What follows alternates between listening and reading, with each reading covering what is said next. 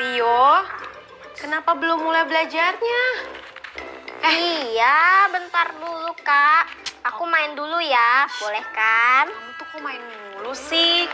Yaudah, daripada kamu main terus, mending kita baca buku baru aja gimana? Nih, kakak punya buku cerita baru, bagus loh. Nih. Tuh, bagus kan? Bagus. Nah, teman-teman di rumah, kalian masih ingat nggak sama kisah tentang Tim dan benih tumbuhan? Kali ini ceritanya Tim dari masa depan akan mengirim surat ke masa lalu untuk seorang anak bernama Tom. Kira-kira suratnya berisi apa ya? Wah, kayaknya asik juga nih, Kak. Kak, tolong bacain buat aku sama teman-teman di rumah ya, Kak. Boleh, nanti kakak bacain. Tapi sebelumnya kita berdoa dulu yuk, agar ilmu yang kita dapatkan hari ini bisa bermanfaat. Oke.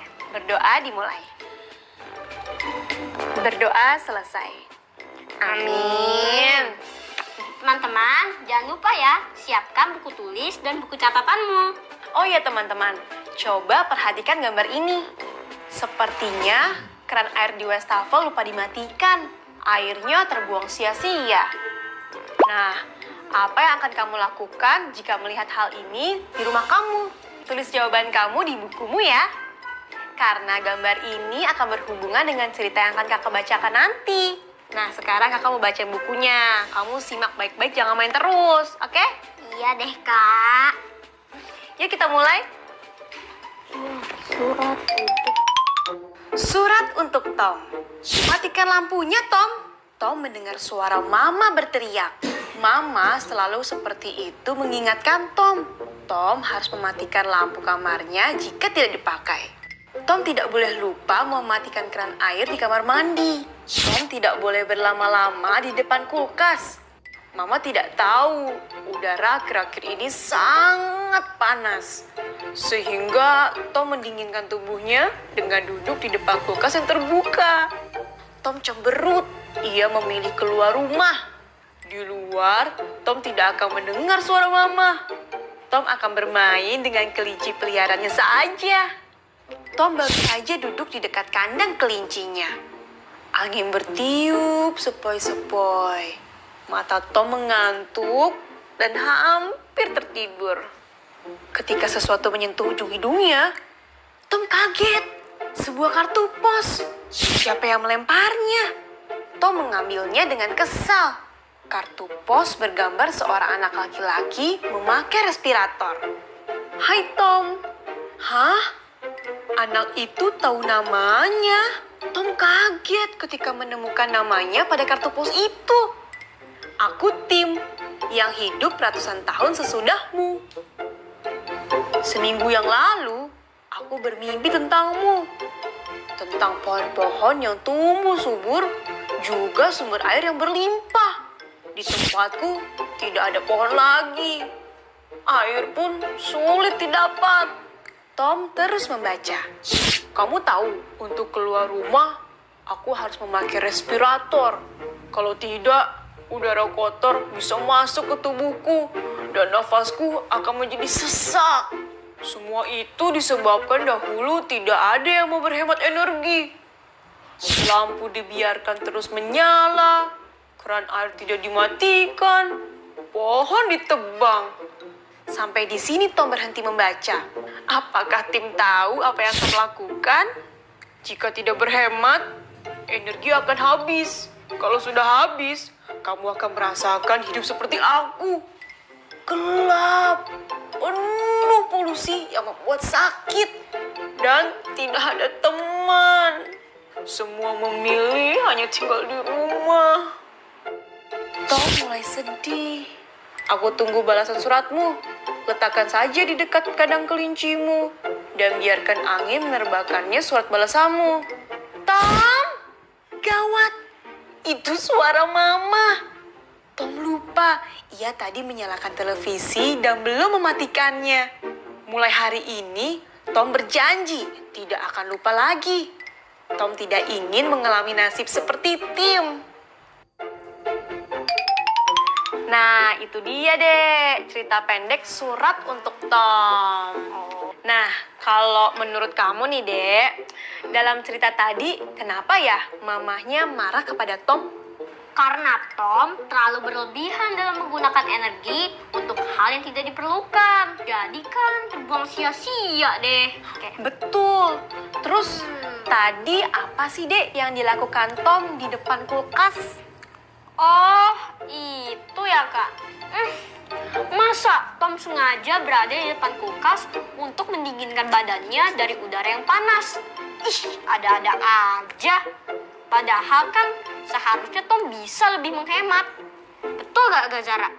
Iya, bener banget, Rio. Kita harus bisa lebih bijak dalam menggunakan energi. Teman-teman di rumah, baru saja kita bersama-sama membaca kisah Tom yang mendapat surat dari Tim. Jika kita mendapat sebuah surat, tentu saja harus membalasnya kan? Apalagi jika surat itu surat yang kamu rasa penting. Nah, teman-teman harus menulis surat balasan untuk Tim. Jika teman-teman masih bingung bagaimana cara membalas suratnya, kamu bisa membayangkan diri kamu menjadi Tom dan coba menulis surat balasan untuk Tim. Kira-kira apa yang ingin kamu tulis dalam surat balasan itu? Lalu, bagaimana caramu untuk menghibur Tim? Kakak jadi penasaran nih. Saat balasan suratmu selesai, apakah Tim akan menyukainya? Bila terasa sulit, mintalah bantuan anggota keluargamu ya. Jangan lupa untuk menuliskan surat balasanmu di buku kerjamu.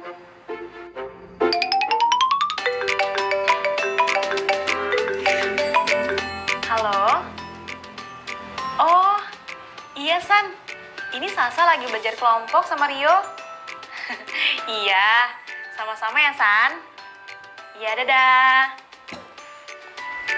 Kak, Kakak lagi nelfon siapa sih? Oh, ada kata San. Itu apa San? Oh, itu. San itu adalah kata sapaan. Jadi digunakan untuk menyapa nama Hasan, kakaknya Salsa. Kak Hasan tadi nelfon Kak Zara. Iya, tadi Kak Hasan telepon kakak untuk menanyakan Salsa. Nah, sekarang kakak mau nanya, kalian berdua udah paham belum tentang kata sapaan? Belum, Kak. Ya udah, nih kakak kasih tahu ya. Kata sapaan adalah kata yang digunakan untuk bertegur sapa dengan lawan bicara. Nah, kata sapa ini digunakan untuk orang yang lebih tua. Tentunya berbeda dengan kata sapaan untuk teman sebaya. Seperti tadi, Kak. Kak Zara dengan Kak Hasan. Iya, betul banget, Rio. Nah, contohnya, San, kamu habis dari mana? Itu contoh sapaan untuk teman sebaya. Nama Hasan bisa disapa dengan San. Kalau sapaan untuk yang lebih tua, bagaimana, Kak? Kalau untuk itu, kamu harus menggunakan kalimat yang lebih baku. Contohnya seperti ini. Selamat pagi Bapak Guru. Atau, apa kabarnya Tante? Gimana? Sekarang Salsa sama Rio udah lebih paham kan? Udah, Kak. Bagus kalau gitu. Sekarang saatnya kita berlatih menggunakan kata sapaan. Pertanyaan pertama. Apabila kamu bertemu dengan gurumu di jalan, sapaan apa yang akan kamu gunakan? A. Hei Pak, apa kabar? Atau B. Selamat pagi Pak. Jawabannya B, Kak. Selamat pagi, Pak. Betul. Karena jawaban B lebih sopan digunakan ketika kita menyapa seseorang yang lebih tua. Pertanyaan kedua, jika kamu melihat temanmu dan ingin memanggilnya, sapaan seperti apa yang akan kamu gunakan? A. Hai Andi. B. Pak Guru, saya ada perlu. Jawabannya A, Kak. Hai, Andi. Salsa benar. Jawaban A adalah sapaan yang tepat untuk teman sebaya. Nah, teman-teman di rumah, sekarang giliran kamu untuk menjawab pertanyaan berikut ya. Ketika kamu sedang mencari alamat dan kamu ingin bertanya pada seorang nenek, sapaan apa yang tepat? A. Nek, tanya alamat ini dong. B. Permisi, Nek. Saya mau bertanya. Saat kamu ingin membeli bakso, kalimat sapaan mana yang tepat? A. Bro, berapa harga semangkuk bakso? B. Bang, berapa harga semangkuk bakso? Jangan lupa ya, tuliskan jawabanmu di buku kerjamu. Oke teman-teman? Dan mintalah anggota keluargamu untuk mengeceknya.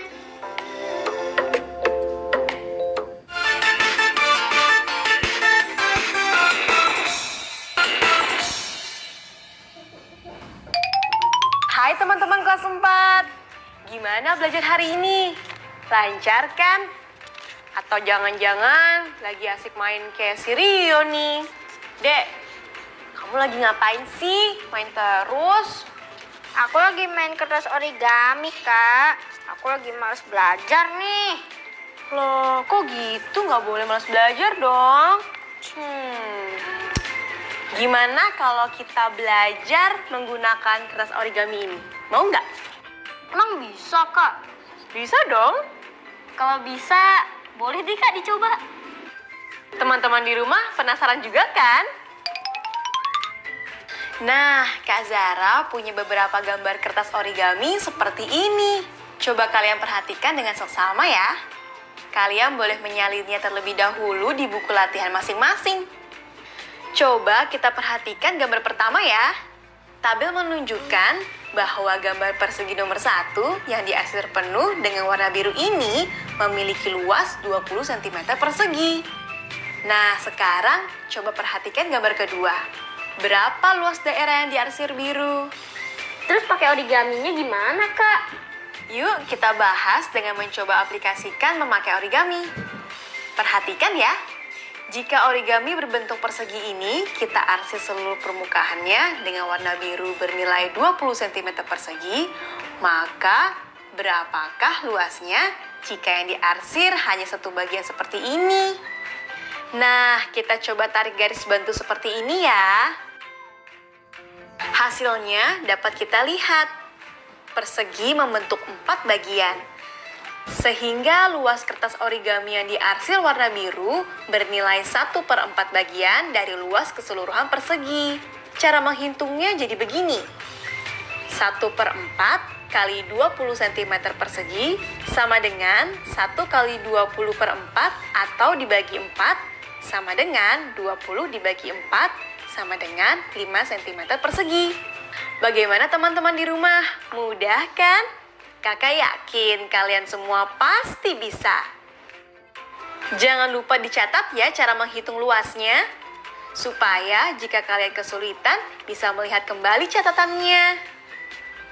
Nah, bagaimana jika yang diarsir seperti pada gambar 3 ini? Berapa ya luasnya? Wah, aku mulai semangat nih, Kak.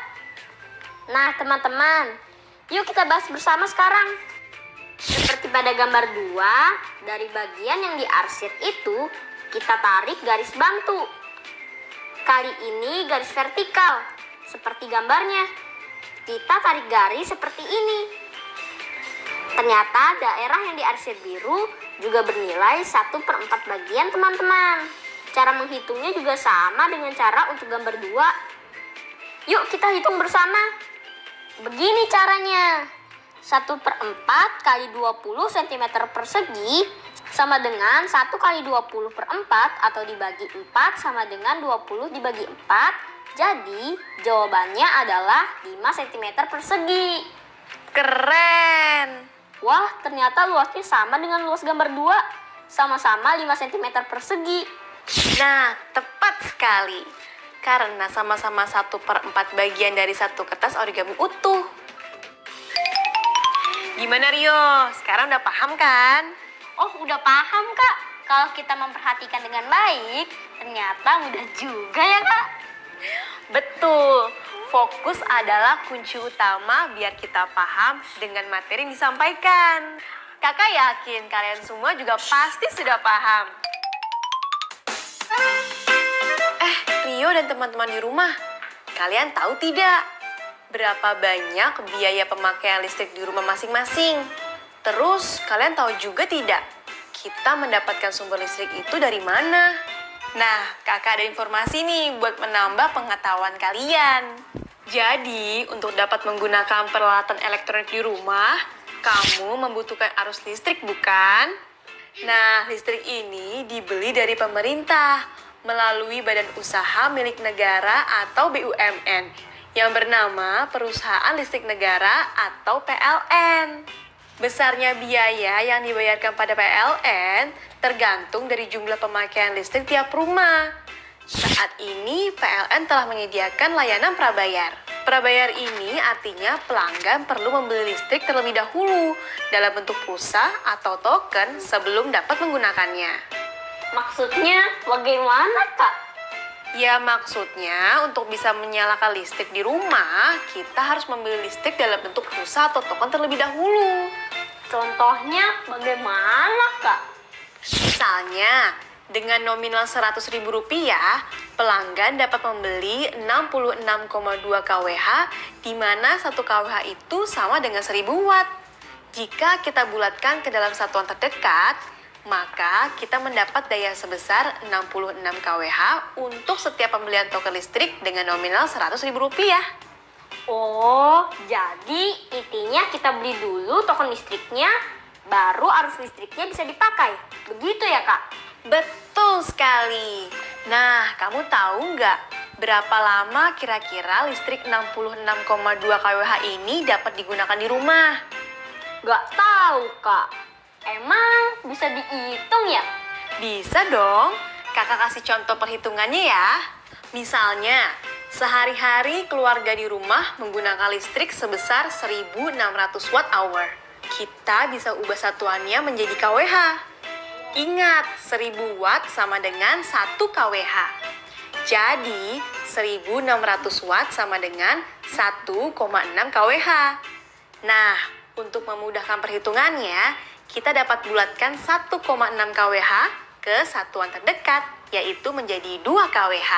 Dengan demikian, untuk mengetahui berapa hari kita dapat menggunakan arus listrik yang kita beli, kita dapat menghitungnya dengan cara jumlah kWh yang dibeli dibagi dengan jumlah pemakaian sehari. Untuk memudahkan perhitungannya, kita dapat membagi hasil pembulatannya saja, yaitu 66 kWh dibagi dengan 2 kWh. Hasilnya adalah 33. Jadi, keluargamu dapat menggunakan 66 kWh dalam 33 hari. Gimana? Mudah bukan? Oh, begitu ya, Kak. Aku paham sekarang. Ternyata mudah juga. Apalagi kakak menjelaskannya dengan menggunakan pembulatan dulu. Jadi Rio bisa lebih mengerti deh. Iya, Dek.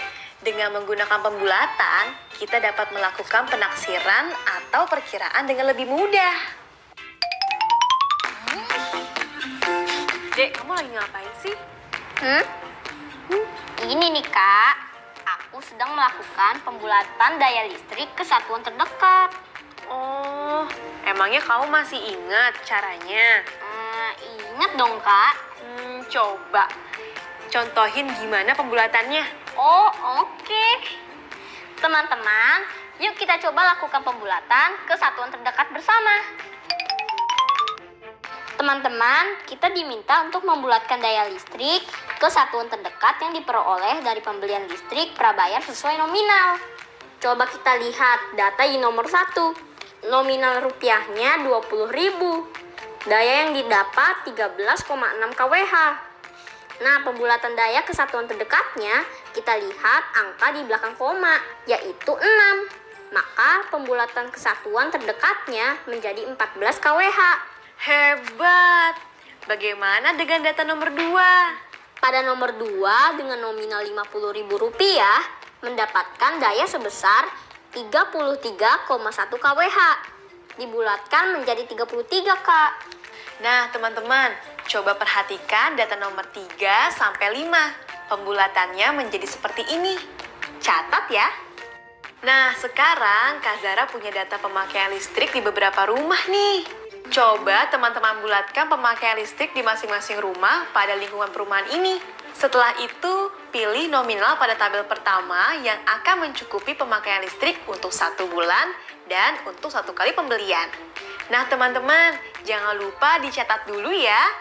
Tabel ini bisa kalian isi dengan memperhatikan tabel 1 yang tadi sudah dijelaskan contohnya oleh Rio. Kita coba bahas rumah nomor 1 ya. Pemakaian listrik per bulannya 31,1 kWh. Pembulatan pemakaian listrik per bulan ke satuan terdekatnya 31 kWh. Maka, berdasarkan tabel pembulatan pertama, nominal pulsa listrik termurah dan cukupnya adalah Rp50.000. Nah, sekarang coba deh Rio yang bahas nomor 2. Oke Kak, rumah nomor 2 kita bisa lihat pemakaian listrik per bulannya adalah 9,5 kWh. Kemudian dibulatkan pemakaian listrik per bulan ke satuan terdekatnya menjadi 10 kWh.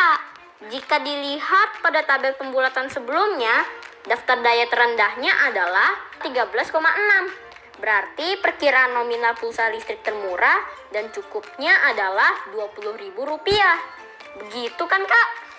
Betul, tepat sekali.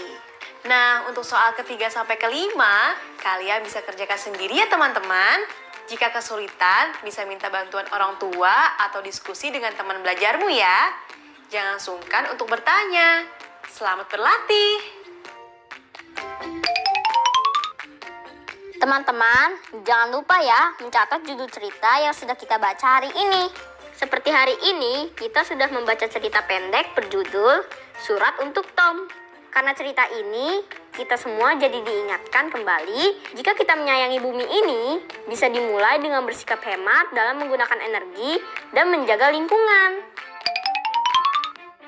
Teman-teman, inilah yang sudah kita pelajari hari ini. Teman-teman, selesai deh pelajaran kita hari ini. Tapi aku sangat senang karena dapat ilmu baru lagi hari ini. Iya, bener banget Rio.